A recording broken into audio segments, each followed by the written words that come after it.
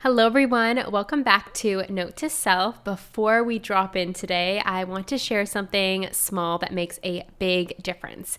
If Note to Self, this podcast has supported you, inspired you, or helped you see yourself or your life more clearly, I would be so grateful if you took a moment to rate or review it. It truly helps this work reach the people who are ready for it, and I appreciate you more than you know. Thank you for being here. Thank you for listening. All right, so let's begin with today's topic, which is from outsourcing power to reclaiming it. And I want to share this with you today because it's something that's come into really sharp focus for me. I feel like that might be the case for some more of you out there, knowing that we've just stepped into the year of the fire horse. We have transitioned in this lunar new year from the year of the snake, which is all about shedding layers, and we've entered into the fire horse, which is all about power and momentum. So today I want to highlight the subtle ways in which we outsource our power and what it feels like to gently, consciously reclaim it. So when we hear the term outsourcing power, we may often think about work or money. But in my experience, this shows up just as much, if not more, in the relationships in our lives, whether that's family dynamics, friendships, romantic relationships, work relationships. And this can look like deferring to someone else's opinion, even when your body says no. It can look like over-explaining your choices so you feel understood or approved of, letting someone else's mood determine your emotional state, avoiding hard conversations to keep the peace, giving away your truth to stay connected. And I want to highlight that none of this makes you weak. It makes you human. A lot of these patterns were learned early in life as a way to stay safe, loved, or included. Now, I want to highlight this today because over time, outsourcing power like this comes with a quiet cost. When we consistently abandon our own knowing to maintain harmony, which can also be somewhat similar to a fawning response in the nervous system, we teach ourselves, my needs are secondary, my truth is disruptive, and connection requires self-betrayal. And slowly resentment can build. Confusion can also build. Disconnection from ourselves and from others can slowly build. And reclaiming power doesn't mean becoming cold or closed. It simply means staying connected to yourself while staying in relationship with others. So reclaiming power starts with presence. And reclaiming power often looks very subtle. It can look like pausing before responding. It can look like checking in with your body before saying yes to something. Allowing someone to be uncomfortable without rushing to fix it, and letting people have their reactions without taking responsibility for them or taking them personally.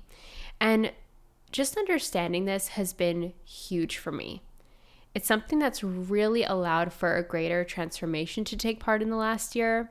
And that's why I'm sharing this with you, because there's so much power in not reacting and not overfunctioning and not feeling the need or that graspy energy that comes with the desire to manage other people's emotions.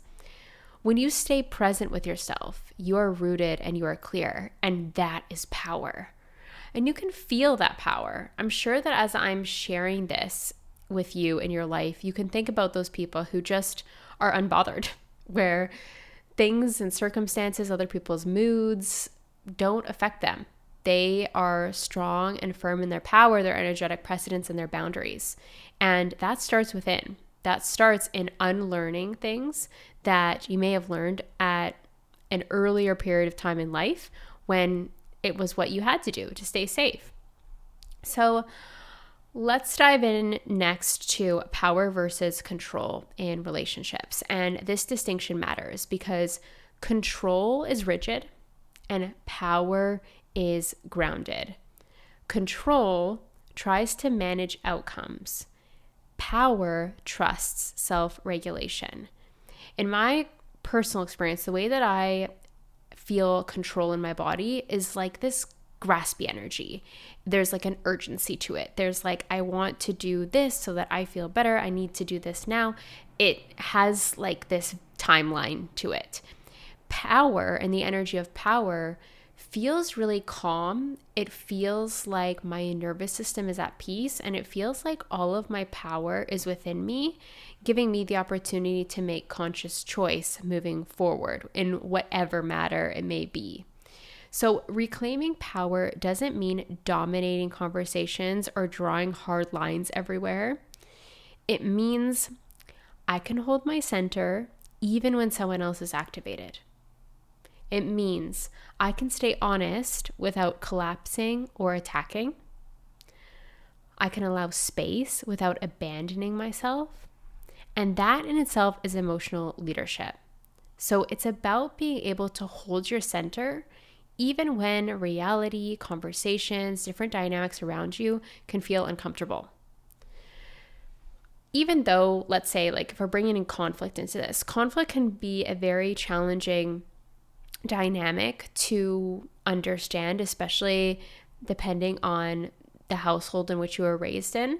But conflict and allowing conflict to unfold actually supports us in learning a lot about ourselves and learning a lot about how to regulate ourselves.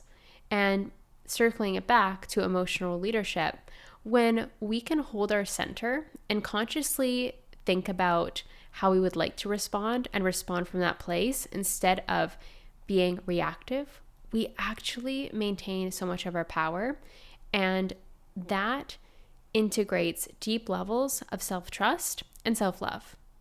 So here's the identity shift. It's one from someone who is desiring approval to someone who trusts themselves. So when you stop outsourcing your power in relationships, something really important happens. You move from seeking any kind of approval to honoring your alignment. You move from overgiving into a space of mutuality. You move from emotional reactivity into grounded presence. You stop needing others to validate your experience because you're no longer disconnected from your own experience. And ironically, this often deepens relationships rather than threatening them, because people can feel when you're rooted, people can feel when you're grounded, people can feel when you're in your center. And it just feels better to, one, be regulated yourself, but to be in connection with others who are also regulated. We can feel that. We can sense other people's nervous systems and that energy around us. So I want to leave you with a few questions to sit with today. And I'm hoping that these highlight some areas in which you can start to shift the energy within you to remain in your center. So where in your relationships are you outsourcing your power to keep things comfortable? What would it look like to stay connected to yourself in moments of tension? And where could you pause instead of react? And what shifts when you trust your inner authority a little more? No pressure, just awareness. And reclaiming your power doesn't mean that you have to do everything alone. It means remembering that you are the authority in your own life, emotionally, energetically, and relationally. And if this conversation resonated with you and you feel called to go deeper, whether that be through core energy coaching or Kambo ceremonies with me in Toronto, you'll find all the details linked below. And if you're simply just integrating this quietly, trust that too. Awareness itself is a powerful medicine. Thank you for being here with me. I love you, and I'll talk to you soon.